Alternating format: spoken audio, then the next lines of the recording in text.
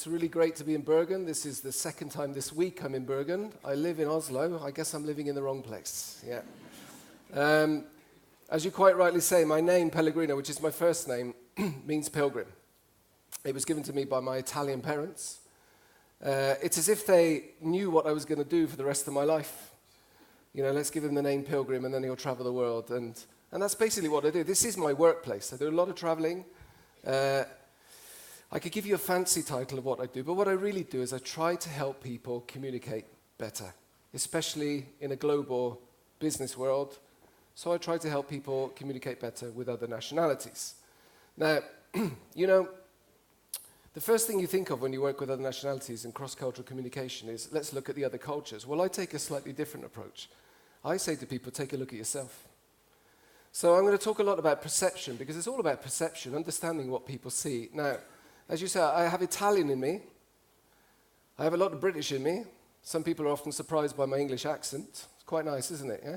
Because you weren't expecting this. I know you weren't. You know, you're expecting me to speak with the Italian accent. Yeah? Don't speak like that.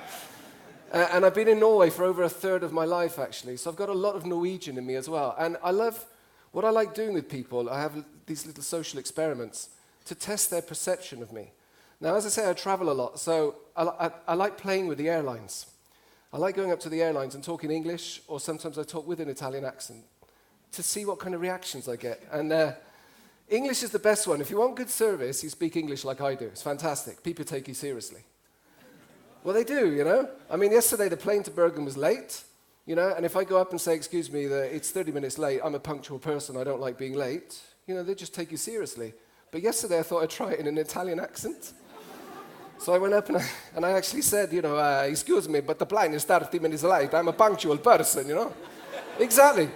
I got the same reaction as you did there, yeah? And this is one of the problems of working with other nationalities. You know, people see what they want to see, and they don't always see what you see.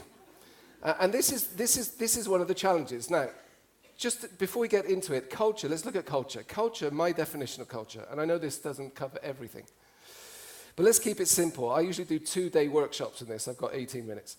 A system of behavior that helps us act in an accepted or familiar way. Keywords there, accepted or familiar. We're basically doing things which are accepted in our social group and which are familiar. So a lot of my work is actually explaining Norwegian behavior to other nationalities. So I'm constantly looking for this sort of, can we describe a Norwegian in a nutshell? And I think I found it. I found this fantastic text on the internet. I want you to read it with me. It's worth reading, yeah? If you were to use a color to describe this person, he would have to be green. He lives in isolation in his home, a place he best describes as his and cozy. However, he's not the most receptive of people when it comes to visitors. Okay? The typical Norwegian. He is somewhat primitive, but he is honest, straightforward, and all he really wants in life are the simple little pleasures like peace and quiet. Do you recognize any of this? There are some key words that kind of, can you see that? They jump out at you. And you think, okay, it's a stereotype, but a lot of this is a bit true. And I show this to Norwegians, and they kind of nod, yeah, okay, I'll give you that one. And then I surprise them. This is a description not of a Norwegian, but of a Hollywood film star. Yeah, would you like to know who it is? There it is. It's that person there. And the point about this is you often believe what people tell you as well, you know? I could sit there and tell you this is a Norwegian, yeah, and you believe it. It's not a Norwegian at all, although maybe this could be a Norwegian. There he is going off to his house there. But there are many words in there which are accepted and familiar. Now, another accepted and familiar thing about Norwegian life is the Norwegian forest. I live in the Oslo area, it's all forest. And working across borders is basically, you know, not accepting completely that your assumptions are the assumptions of others. I mean, that's logic, you know, common sense. And the Norwegian forest is a good thing, isn't it? Norwegians in the room. It's all good. It's fresh air, it's nature, it's elks, it's skiing. It's fantastic. Well, that's what my wife thought the first time my father visited us in Norway, because she thought we would do something nice. So my wife asked my Italian father, would you like to go for a walk in the forest? And my father looked at her and said, why? And I had to explain to my wife that you can't say to, if you say to another Italian, hey, you and me, we go for a walk in the forest, that means something else. You don't do that, yeah? But how can you know that, you know? Because, you know, how could she know that? Accepted and familiar. You know, at the time we went for a drive. We went for a drive with my father, and we're all looking at the same thing. Look at this, you know, beautiful Norwegian landscape. And my father's taking photographs, you know, that he wants to show his friends. And the road is kind of bumpy, so he says to my wife, could you slow the car down, please? Stop the car, I want to take a proper photograph. And my wife says, but Mr. Riccardi, there's nothing here. And he looks at her and he says to her, I know, I never seen nothing before, but you know. But what was amazing with this is we're looking at the same pictures and we're using completely different words to describe it. And this is the challenge of working across borders. We've got different ideas of accepted and familiar. Here's what's accepted and familiar to me when I queue.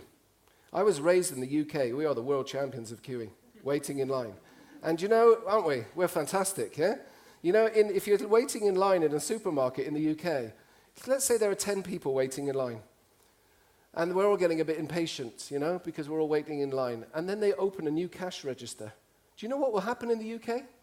The first 4 people, they won't move. They'll stay in the queue. The next 6 people will move to the next cash register in more or less the same order. And they kind of check with each other. And if they open another cash register, the same will happen. It's like a formation dance. It's fantastic, eh? Would the same happen in Norway? No. What would happen if they shout out, in Norwegian it's ledig kasse, which is available cash register? What happens? Everybody goes for it. It's first come, first served. Isn't that what's accepted and familiar? Now, the first time that happened to me, I was shocked. And I said some not very nice things about Norwegians. But, you know, you've got to dig a bit deeper to find out, why do Norwegians do that? Why are they running for that cash register? Why is it a free-for-all and first come served? I think it's got to do with this. What, they say? This is the King of Norway on a train in 1973, that guy in the cap on the right. This is equality. And I think the queuing system in Norway is all about equality. First come, first served is about equality. And it's the ability to dig under the surface and find out what the underlying values are. That's how you know how to communicate with people. And this thing with equality is really important in Norway. It's the reason we're so laid back with each other. We don't bother with titles. We dress casually.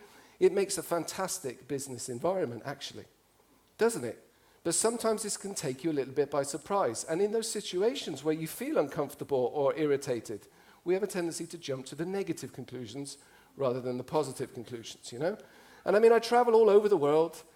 And I know you're not supposed to, this isn't an advertisement for the airlines, but it's Scandinavian Airlines, and it's Lufthansa, and it's Singapore Airlines. And everybody knows that Singapore Airlines has the best service. Why? Because they have a whole lot more hierarchy in their societies.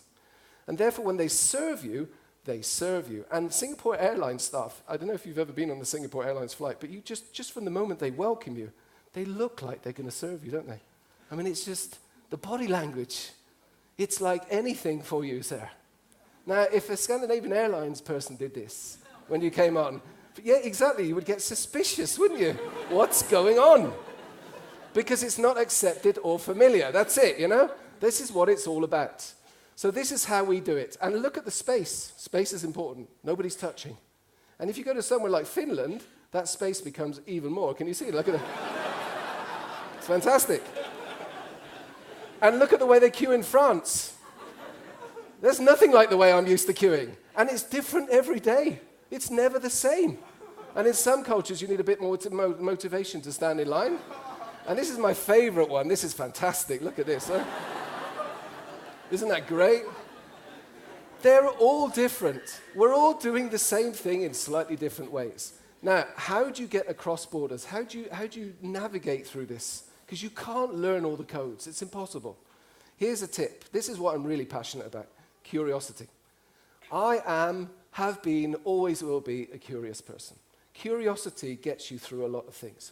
I believe you can ask any question to anybody about just about anything, provided you do it with curiosity. That's it. And curiosity is a great thing. Now, I've got 3 kids. Kids are the most curious creatures on the planet. A recent survey I read, I don't know if I believe this, but I have to quote it. Apparently, 4-year-olds will ask up to 390 questions per day. 82% of those questions will be to mothers rather than fathers. Do you know why? Because when the kid goes to the father, what does the father say? Go and ask your mother, yeah? You know? Curiosity is so important, you know. And I remember the time, you know, one of the most difficult situations I had, I was having a meal in Helsinki in Finland. And I was sitting there, and the thing is, Italians, when we eat, we talk. We have to talk, actually. We eat and we talk, we eat and we talk. And we're not alone on that, actually. There are many cultures that do that. Finns, on the other hand, don't have to talk. They can talk, but they don't have to. So I'm sitting next to this Finn, and I'm trying to be curious and create conversation. And I thought, okay, small talk. The rules of engagement of small talk. Rule number 1, ask a simple question. Curious, simple question. Rule number 2, listen to the answer, pick out a word, follow up that word. It's really simple, actually. So I was there, and this quiet Finn was sitting next to me, and I turned to him and I said, so have you lived in Helsinki all your life? And he looked at me a little strangely and he said, not yet. Moments like this, which word do I follow up on? Not yet, They really challenge your curiosity, but you've got to be curious, and it's really simple. Do you know what it is about the Nordic cultures? It's all about economy of language. Italians use loads and loads of words to say very, very little, actually. In the Nordic countries, it's different. It's the opposite. It's minimum words, maximum message, right? So where I was raised in the UK is also lots of words, by the way. Look at this. Excuse me, may I just interrupt you for a second? That's 10 words. That's way too many words. The Norwegians managed to do this in one word. Now, that's what I call economy of language. What's the word? Look at this. Yeah, do. That's it. Here's another example. Look, sorry for bumping into you like that. Terribly clumsy of me. That's way too many words. The Norwegians do it in one word. Ready? There he goes. Fantastic, eh? And my favorite, and you know the answer. Sorry, I didn't quite catch what you just said. Well done. Ha, one word. Now, the first time I heard that, I just heard this, you see. I've got 3 kids now going, ha, ha, ha. But look beyond the negative side and look to the curiosity. And this is it. We're often misperceived because on a serious note, this ha, which I've heard many times, doesn't often get perceived very positively by other nationalities. You get it, yeah? And everyone has been misperceived in their life. I mean, the Dutch are often misperceived. They complain a lot. They are the world champions of complaining, the Dutch. But why do they do it? They do it because they're looking for something better. And one way you do it is to complain and seek a better result. That's often difficult. I used to work with a guy who was French. He is French. I used to work with him. His name was Yves. Yves complained a lot as well. He complained about everything, and he questioned everything. He had a fantastic mind. I would come into work, and once I came into work, and I said to Yves, "Good morning." And he looked at me and he said, "Is it?" I mean, he was on that level, And I've had my challenges too. The biggest challenge I've had living in Norway and trying to communicate with my fellow Norwegians is, of course, this thing with feelings and expressing feelings. Where I come from, we express. What I've had to learn to do, is kind of tone myself down, actually, living in the Nordic countries. Living in Norway, tone myself down. Keep it low, keep it calm, because that works better, which is often very, very difficult, yeah? Another thing is rules. I still find rules a little tricky, I must admit. That's where I'm quite Italian. Now, these are people driving into work in a town in Norway. They're following rules. Can you see? And they're simple rules. The rules are keep between the lines and don't use that lane over there. That's the public transport lane, unless you're a bus, a taxi, or an electric car. Simple rules. And look at this. Every single car manages to drive between the lines. It's fantastic. Now, this is a little clip that I took this summer driving down to Italy. This is a police car. That car has got nothing to do with the police car. And it's just a little short clip here. But, look at him. I mean, would you do that in Norway? You know you wouldn't. Huh? And this is another clip in France. What they do, look. What happens is, you see, is that they drift. I love that guy in the BMW there. Do you see that? The French guy. Are you going left or right? I do not know yet. I've not decided. It's fantastic. And then some countries, here you can't even see the lines. Where are the lines? Where are they, And I suggested once to an Indian colleague of mine, perhaps if you painted the lines more regularly, people would follow the rules. And he just said, no, that would be a waste of paint, So it would That's why we have traffic wardens. That's why we have traffic wardens in Norway. This is a traffic warden in Norway giving a fine to this car. Now, I'm just going to check. You see, Norwegians know these rules instinctively. It's your duty to learn the rules. But can I ask you, why is that car going to get a fine? Why is he going to get a fine? Too close to the zebra crossing, the pedestrian crossing. What's the minimum distance? And people mumbling 5, 4, 5. You know this stuff. It's like a stupid question. So the day I parked my car in Oslo, let me just explain what's going on. You see, the line goes under here and then underneath the wheel. This is no parking. I was in a little bit of a hurry. And my wife said to me, I think you should move your car forward a little bit. I said, why? Just move your car. You'll get a fine. Why? Just please move your car. You could see she was really uncomfortable, you know? And this irritated me. I thought, I haven't got time for this. Let's go. So I left. Okay. And this is especially for the Norwegians in the room. Did I get a fine? Do you feel sorry for me? No. You get no sympathy. No sympathy whatsoever, you know? It's a simple bloody rule. Follow the rules, you know? Now, Italians believe that the power of speech, the power of persuasion is your most important tool in life. We believe that you can appeal to people, and if you're good enough at appealing, they might listen to you and they might find an alternative solution. So I believed that I could call the Oslo traffic police and talk my way out of a problem. And I can see Norwegians doing this. Oh, no. You're wasting your time. Don't bother. No, I thought I would try. So I called the guy down at the Oslo traffic. Hello, this is Pellegrino. By the way, I spoke English, of course, not Norwegian, because they take it more seriously. Eh? Hello, this is Pellegrino Riccardi, referring to case 78206. Yes, I have it in front of me here. Listen, I was just wondering if we could be a little bit flexible on this. I mean, we're only talking about 20 centimeters. I'm really sorry. I've learnt my lesson. I won't ever do it again. That kind of stuff. Did it help? Not at all. To his credit, he was good. He was really good. I could hear him clicking in the background. He had all the rules. He was saying, I'm very sorry, but the wheel must be inside the box. It says here in the Rule 5, paragraph D. He had all the answers in front of him. Yeah? And then he said something I'll never forget. He said to me, Riccardi is your name. You may be Italian. Well, you probably like football. I said, I do like football. Well, it's like football, The ball must be over the line. The wheel must be on the box. It was fantastic. Now, it was great. He had all the answers, black and white, He had everything. Fine. So I told my friend Yves this. My friend Yves, the French guy, who got really irritated. Remember Yves? Is it? But he's really good at asking questions. And he said, okay, the wheel must be inside the box. He said, what if I take the wheel off the car? What would happen then? I thought that was really interesting, actually.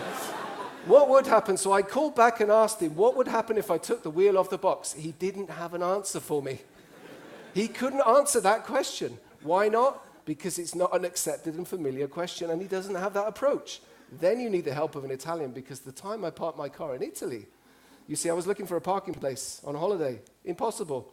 I see a traffic warden. I go up to her, and I start talking in Italian, and I say, listen, I'm looking for a parking place. And she says, there is a parking house nearby, but don't park your car there. Why not? She says, it's too expensive.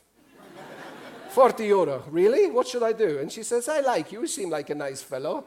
I like you. I like the way you talk Italian. I'm going to help you today. She says, park your car over there. And she points over to this sign and says, go and park your car over there. Come on, I can't park. It's okay. It's not dangerous. Park your car there. Don't pay 40 euro in the parking house. Park your car over there. I give you a fine for 30 euro. You save yourself 10 euro. Now, I'm not here to discuss whether it's right or wrong, but what I can tell you is that I get it. I get it because I've got it inside me. I've seen this before, and I accept it, and I can see the positive elements. You see, these three cultures I have inside me, just to finish off, this is what I'm passionate about. I've got three cultures inside me, and they're all very different. They're planets apart. They really are in certain aspects. But you know what I try to do on a daily basis, especially with my kids? I try to take the best of all three. Take the best of all three and try to merge them into one new culture where you take the best of all three. Across borders isn't about going across borders in my mind. It's about extending your borders and creating new ones around us. And you know what? If you can create a new culture where you take the best of all three, like I tried to do, and it's not easy, guess what? That's when you create what we call a global mindset. And I believe this is what makes the world go round. Thank you very much.